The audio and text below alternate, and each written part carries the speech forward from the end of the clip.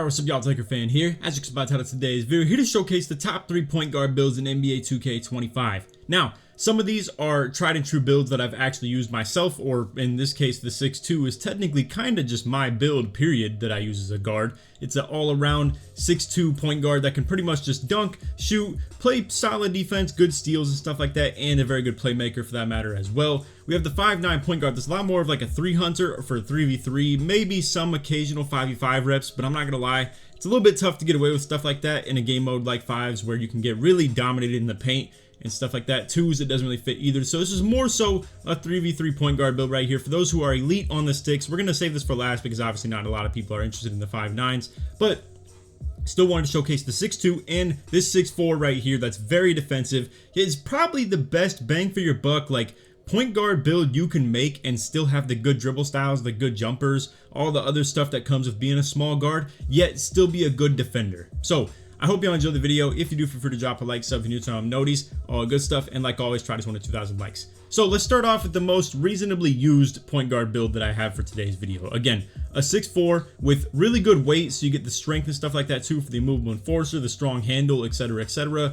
Wingspan 6'8 as well, so you're still able to retain a pretty good wingspan while keeping that maximum three-pointer of 94. Now, to be fair, we're only going with 92 on this build, and you can see I've made these for no cap breakers involved. And it does lack in some categories because of it. Like for instance, it'd be perfect if we were to use cap breakers on this build. Let's say maybe drop the midi to 80 and then get the three-pointer to like 87. Or if you wanted to go for like 94 three-pointer, you could just go 89 3. And then boom, you have a couple more attribute points to work with. You can use it in different areas, get your agility up, stuff like that. Maybe potentially even get 89 driving dunk with like the 78 vertical for the pro contacts and stuff like that. But overall, it's something that I wanted to at least show you guys if you wanted to make this version with 92 three-pointer, which as you can see gets the shifty shooter and the deadeye on gold. And it's, in my opinion, a pretty important threshold to hit as far as being a respectable point guard, especially if you don't have elite dunking capabilities or anything like that. The 6'2s get more attribute points overall, but 6'4s are meant to be a lot more capable defensively. I mean, obviously, as I already mentioned, bigger wingspan, heavy weight, 6'4 height. It's the tallest you can be while still keeping this dribble style right here that you get with the Garland and keeping that gold lightning launch, which I'm not a big believer in lightning launch, like you're going to hear me talk about in a little bit of the future builds that we have, talking about being able to budget maybe 86 speed a ball, because again, I'd like to think Garland dribble style by far the best in the game. And then you also have just the fact that it's only one rating away is the gold lightning launch. I think it's well worth. Now, what this build is lacking the most, in my opinion, is 5 ball handle, which would be to get to 92. So if you wanted to plan for a cap breaker, this is what I wanted to plot out for you guys, is to go +5 ball handle, get that to 92. You get all types of guard sigs that are pretty useful, as well as along the way you get like the gold handles for days, and then also gold unpluckable at 92 ball handle as well. So I will say there are some definitely decent sigs out there at 87 ball handle and below that I can show you guys at the end of this video. I'm going to show what you can get away with some of those sigs that I'm talking about, and just in general show you the dribble style and stuff that I'm running as well. But anyway, the reason for the 6'4 being so cool is that you can get this interior defense and stuff like that. And you may wonder, Laker, why do you have O-board and stuff like that on this build? Well, check this out. The only difference between, let's say, look at this. It costs 1 vertical and that's it. It's an insane value in terms of badges and stuff like that and ratings. And yes, you could get the D board to 60, but as you can see, you actually, for that matter, can't technically. And then as you can see, if you wanted your interior D high, it's going to force that D board up anyway. So point being, this offensive rebound is extremely cheap, gets you bronze rebound chaser and silver box out beast. And let me tell you guys, you can definitely box out in this game. You can box a lot of people for that matter with guard builds. I do it with no box out beast on my 6'2, and I can still land box outs or get in the way of centers. It's very frustrating when point guards actually land box outs on you in this game, because even if they don't successfully pull off the box and keep the strong body, like, you know, firm box out, even if you get wormed as a guard, it still is going to slow down that big man and make it harder for him to get to those box outs and to the paint in general for the rebounds, because you were able to just get in his way. So long story short, the higher you're rebounding, the better. And in this case, it's extremely cheap. Literally cost you the difference between 2 interior defense and like maybe, well, let's see, like 4 free throw. Like okay, well, to be fair, the free throw is pretty cheap. So I mean, I guess if you wanted to make that difference, obviously you could. But And there's a couple other things you could penny pinch if you wanted a higher free throw. I'd like to think free throws are pretty easy in this game though, so to hit with a 76 is not unheard of or anything like that. But anyway, again, what I'd like to think this is lacking the most is ball handle, but the cap break in mind, I like to think that's something you could definitely plan for. Besides that though, you can see you get the silver poster, you get pro contacts off too, which is definitely nice. If you technically wanted to and weren't planning to cap break at all, I don't think 87 ball handle is worth anything. 86 is where you technically see a lot of SIGs and stuff that I'm going to recommend be around that threshold, and also it like forces up your layup and then also like post control too. So long story short, if you want to go to 86 ball handle, that actually saves you a couple points, and then boom, you can buy back some ratings here and there wherever you'd like to spend a little bit more, but I'll let that be something you decide. 89 pass act, we wanted the silver versatile visionary as well as the Halliburton pass style. In my opinion, very good pass style for sure. I'm definitely a big fan of it. But anyway, what that one ball handle could buy you, again, that's up to you to decide. You could probably penny pinch a little bit more for some 89 driving dunk to get the pro contacts off one. But anyway, that's a 6'4 build right there. Again, I'll show you the SIGs and stuff like that you could definitely run with the 6'4 at the end of the video. Next up, we have the 6'2 PG with a 6'7 wingspan because we decided to get that 93 dunk. So here's the kind of problem you run into, right? If you want to go a higher three-pointer, you're going to end up in a situation where the wingspan needs to be shorter, but going shorter on the wingspan misses out on 93 dunk. Now, 93 dunk gives you the small guard contact packages of the elites, and also it gives you the gold posterizer. So in general, for being a small guard that gets a lot of driving dunk, it's definitely something you want to shoot for. So I'm more of the belief that we should go 92 three-pointer and 93 dunk.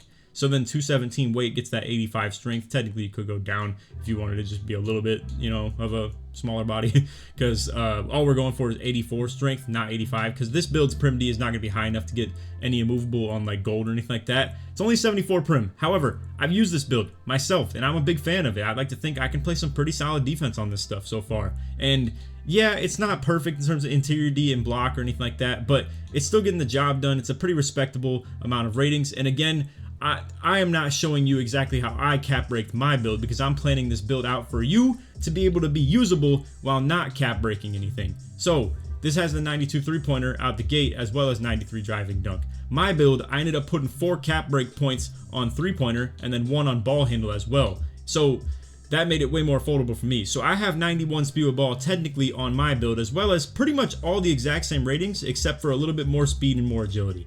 And actually, I don't think I have more agility. It's just more speed. So anyway, everything else is pretty much exactly the same. So yeah, long story short, speed with ball, very budget attribute rating to be kind of putting to 86, 85 in my opinion. Like really, it costs so much to put this into 91 investment and stuff like that. And what are you getting out of it really, man? I'm telling y'all, the lightning launch does not really make that big a difference. The speed with ball ratings, yes, 5 of them can make a big difference. However, there are plenty of takeovers we could look at as far as like things that can compensate for that, like flash, for instance, giving you ball handle, speed with ball, and speed. Or there, I mean, there's definitely other ones. Like I use kryptonite as well, where it gives driving dunk, speed with ball, and speed. So all these are making up for, you know, your physicals or anything like that, or the speed with ball lacking, etc., etc. You could definitely look into a couple more yourself as well. But anyway, long story short, you know, you get a lot of good dribble moves with a 92. You're a 3-level threat in terms of being like good with the 3-pointers, good with the dunks, and then obviously a playmaker as well with that 89 pass act once again for the Halliburton.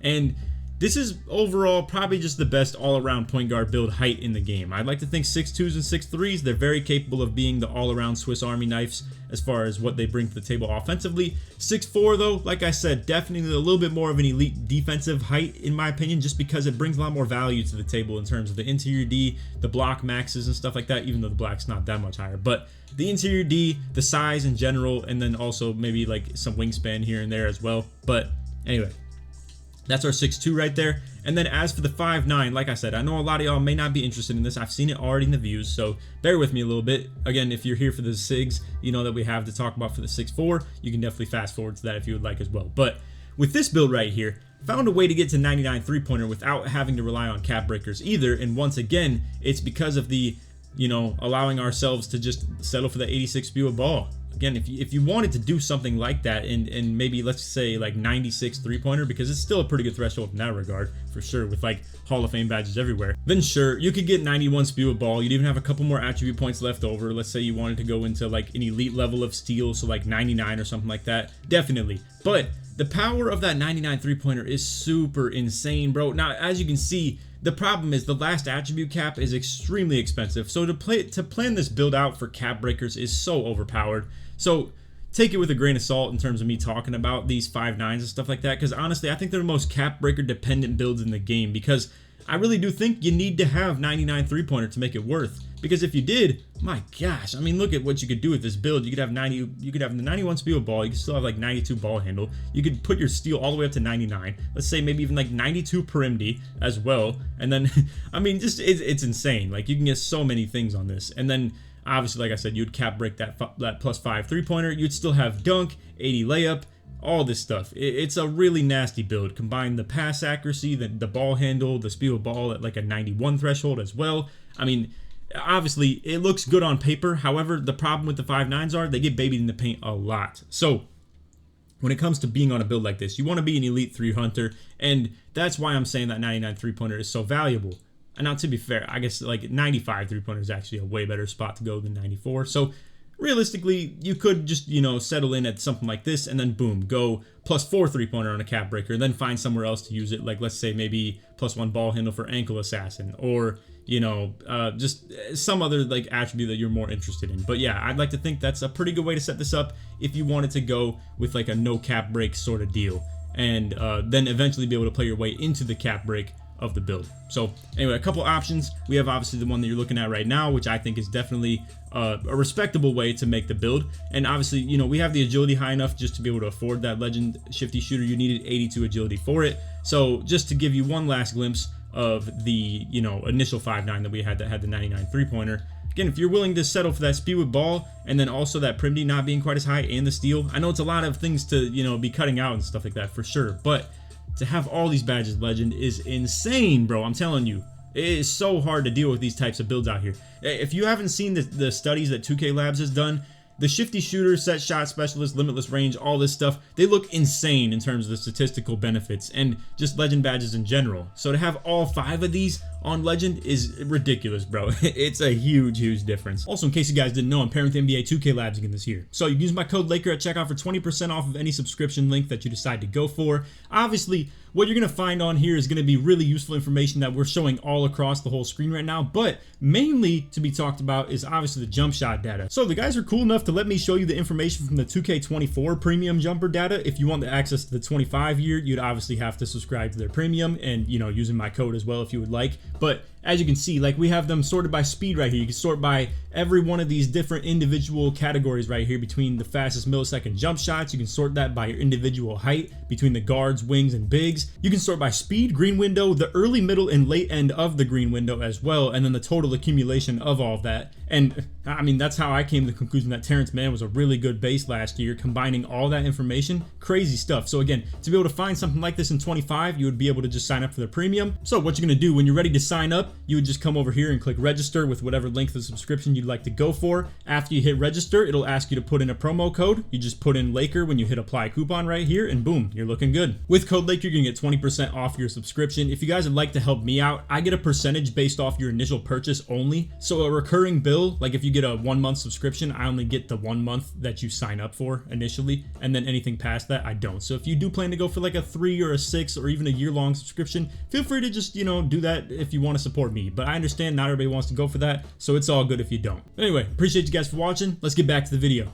So again, if you're able to make up for those deficiencies in terms of the speed with ball, perimdy, and steal, so be it. That's a perfect way to budget that. And then let's say you wanted to even use your +5 cap breaks on like steal or something like that. Boom, there's 99 steal, 99 3-pointer now. Or you want to use it on speed with ball, get it to 91. There you go as well. Now, I will say, obviously, if you were to make the build in anticipation of the cap breakers, boom, doing something like -5 3-pointer and just remaking the build is a way better way to go about it. But I'm just trying to give you an example of where you'd be able to use your points somewhat efficiently if you make this build, then eventually get the cap breakers. But I know not a lot of people are really going to be in that type of field or anything like that this year. So I'm trying to give you guys some good examples of builds that would be good without the cap breakers involved at all. But anyway, now let's load up on my 6.2 real quick. I just want to show you guys, for those out there who are thinking about making a build with like 86 or 87 ball handle, what you would be looking at as far as SIGs go and stuff that I use myself. So I want to show you, like, for instance, I won't display these too much because obviously it would take a long time on this video. We're not trying to stretch this out too crazy,